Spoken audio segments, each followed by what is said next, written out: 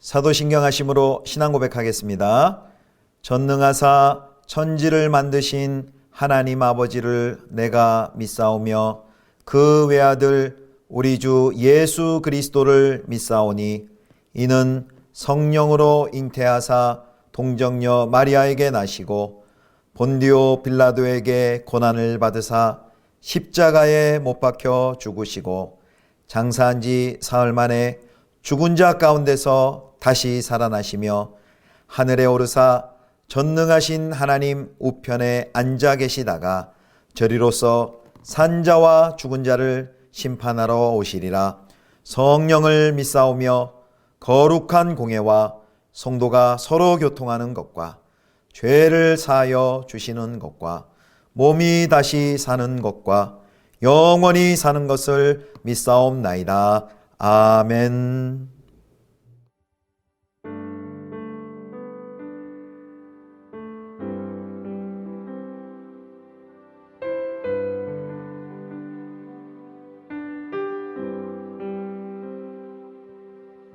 이 땅 위에 오신 하나님의 본체 십자가에 달리사 우리 죄 사하셨네.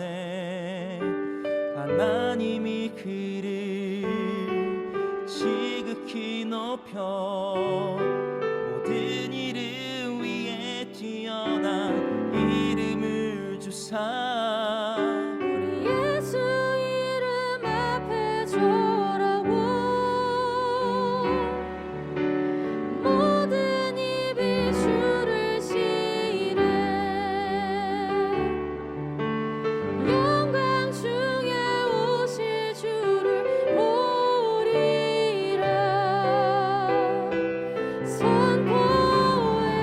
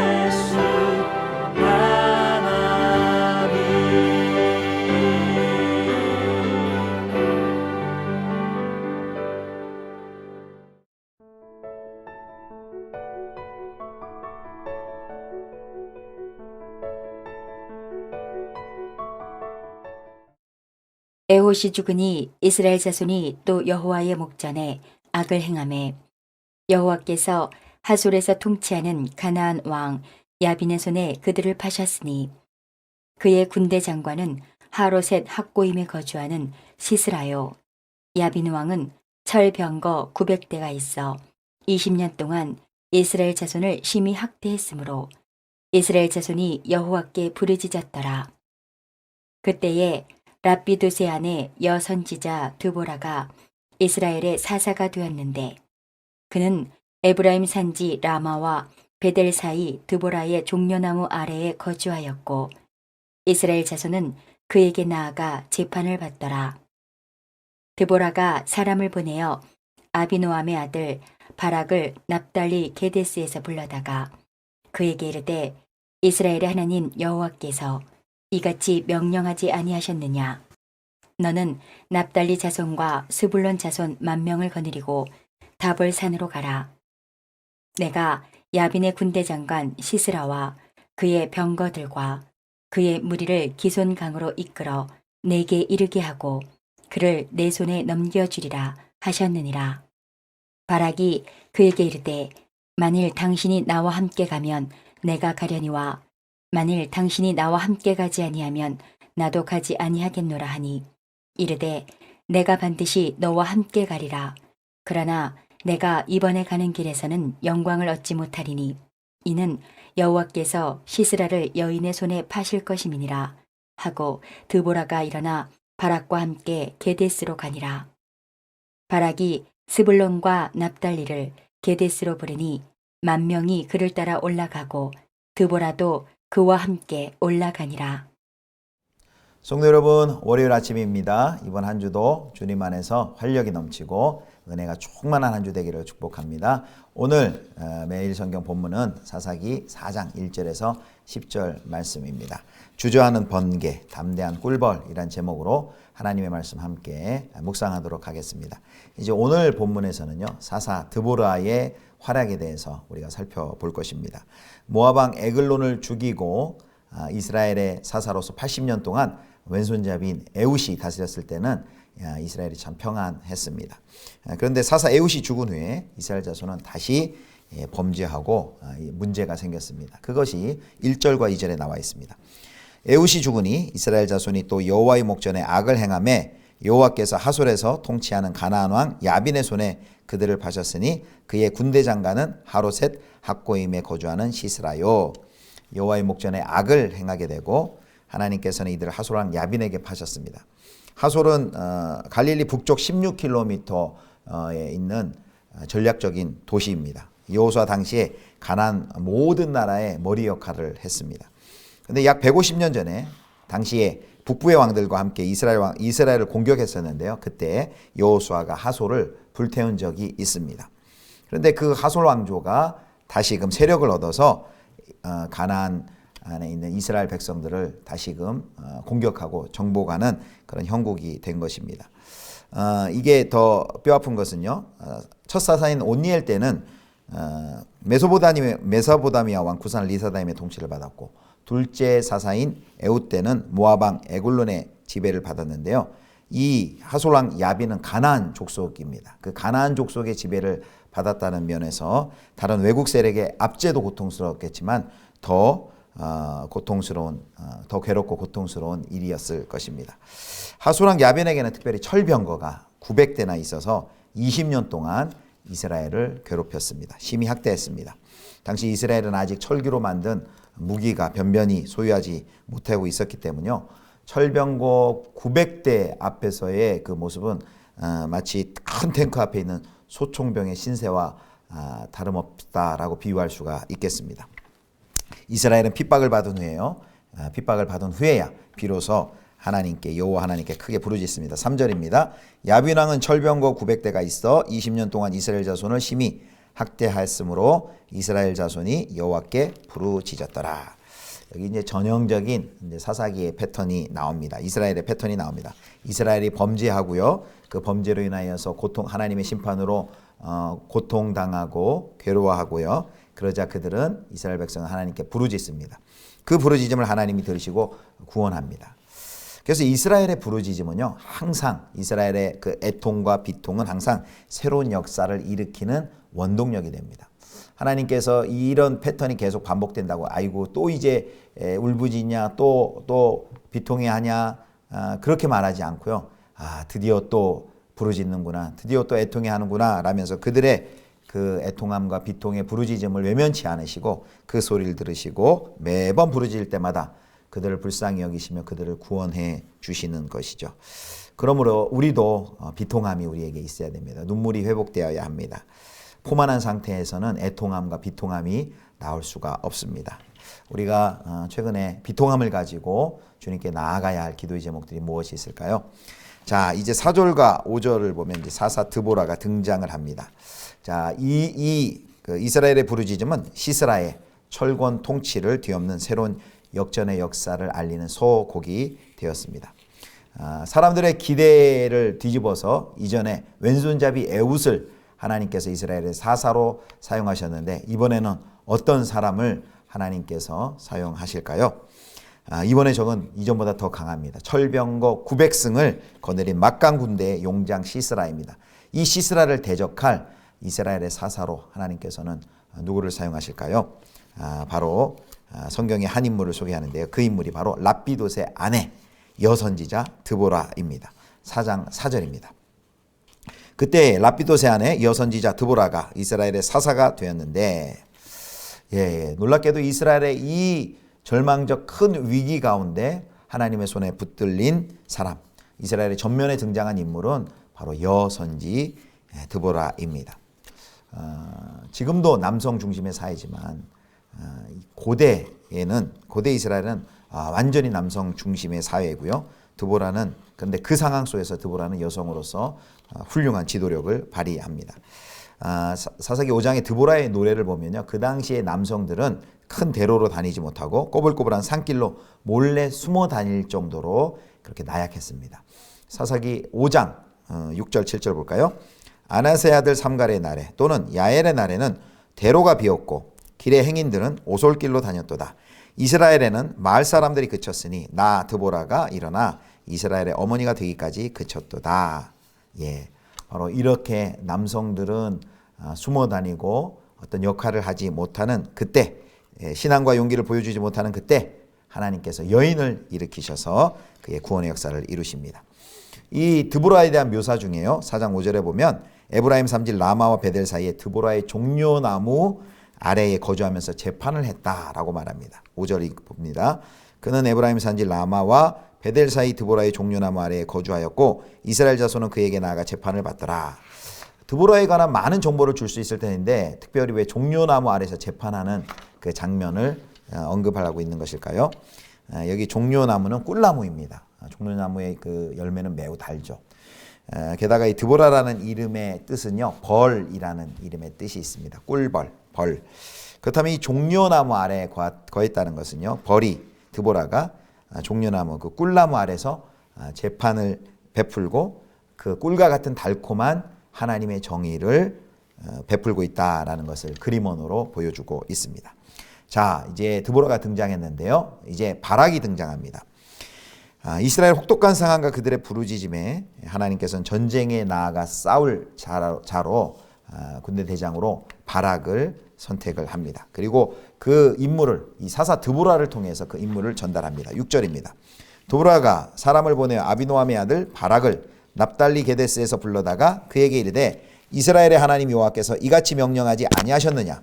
너는 납달리 자손과 스불론 자손 10,000명을 거느리고 다볼산으로 가라.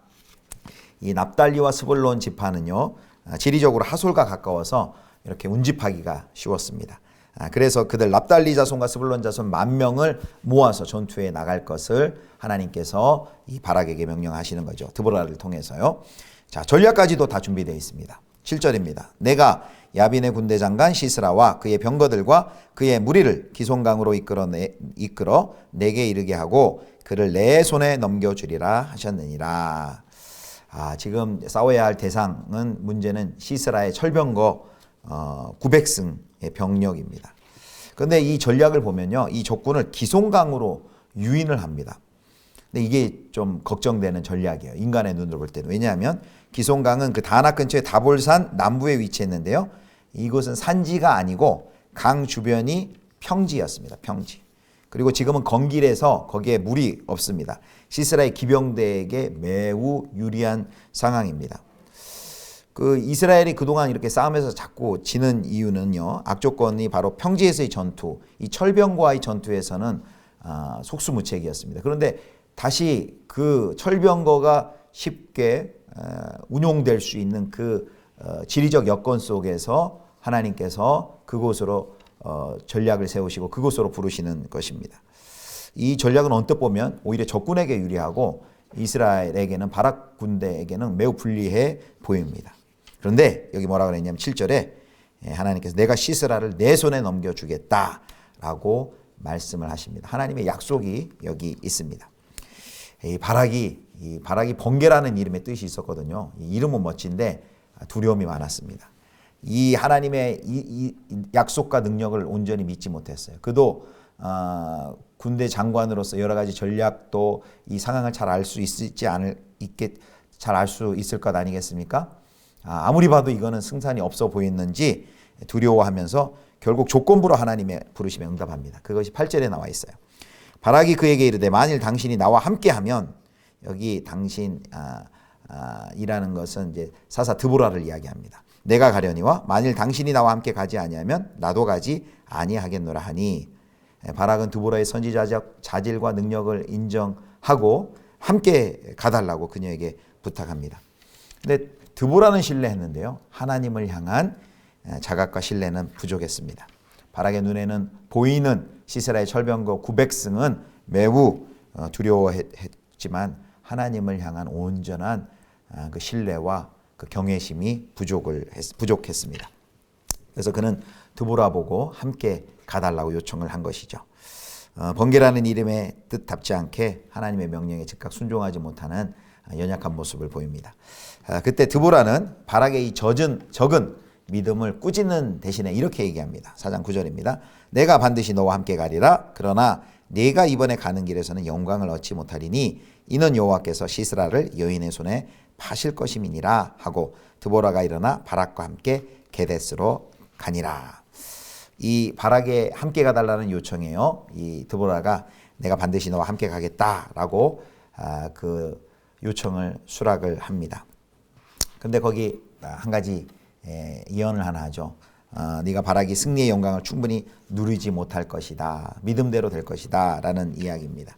이 군 지휘관 시스라를 죽이는 그 영예를요, 이제 내일 본문인데요, 이제 여인에게 뺏길 것이다. 라고 말을 합니다. 여러분, 여기 이 드보라의 자세가 너무 우리에게 중요합니다. 바락의 그 믿음 없음을 꾸짖는 것이 아니라 오히려 자신의 하나님을 향한 그 신뢰에 대한 믿음을 선언하는 것입니다. 드보라 자신도 믿지 못하는 것을 전달하는 것이 아니라 자기가 확실히 믿고 신뢰하는 그 하나님을 선포하는 것입니다. 우리도 현실적으로 볼 때 불가능해 보이고 암울한 상황 가운데서 이 언뜻 보면 하나님의 약속을 믿는다는 것이 쉬워 보이는 일이 아닙니다. 어렵습니다. 그러나 그러한 절망 상황 가운데서 이 지금 시스라의 900승의 철병거와의 전투에서 그 앞에 놓여 있는 그 전투에서 드보라가 보여주었던 그 믿음, 하나님의 그 약속의 믿음, 승리케 하시긴다는 그 약속의 믿음을 믿는 이 믿음이 중요합니다. 절망의 상황 가운데서도 무엇보다도 필요한 것은 하나님의 약속입니다. 그리고 그 하나님의 약속을 굳건히 믿는 믿음입니다. 바로 이 하나님의 약속이, 그리고 그 약속을 굳건히 신뢰하고 믿는 그 믿음이 하나님께서 새로운 일을 창조하시는 동인이 되시죠. 오늘 하루도 이 하나님의 불가능해 보이고 이루어질 수 없을 것만 같아 보이는 그 암울한 현실 속에서 하나님의 약속을 믿고 신뢰하고 하나님을 굳건히 의지함으로써 믿음의 열매들 맺으시는 우리 성도님들 다 되실 수 있기를 주님의 이름으로 축원합니다. 기도하겠습니다. 거룩하신 하나님 아버지, 아무리 암울해 보이고 불가능해 보이는 상황 속에서도 하나님의 약속을 온전히 신뢰하고 믿음으로 순종하여 주님이 약속하신 복을 누리는 저희 모두가 되게 하여 주시옵소서. 이번 한 주의 삶도 주님께 의탁드립니다. 주와 동행하는 복된 한 주간 되게 해 주옵소서. 감사드리며 우리 구주 예수 그리스도의 이름으로 기도드립니다. 아멘. 주님 가르쳐 주신 기도하겠습니다. 하늘에 계신 우리 아버지여, 이름이 거룩히 여김을 받으시오며 나라의 임하옵시며 뜻이 하늘에서 이룬 것 같이 땅에서도 이루어지이다. 오늘날 우리에게 일용할 양식을 주옵시고 우리가 우리에게 죄 지은 자를 사하여 준 것 같이 우리 죄를 사하여 주옵시고 우리를 시험에 들게 하지 마옵시고 다만 악에서 구하옵소서. 대개 나라와 권세와 영광이 아버지께 영원히 있사옵나이다. 아멘.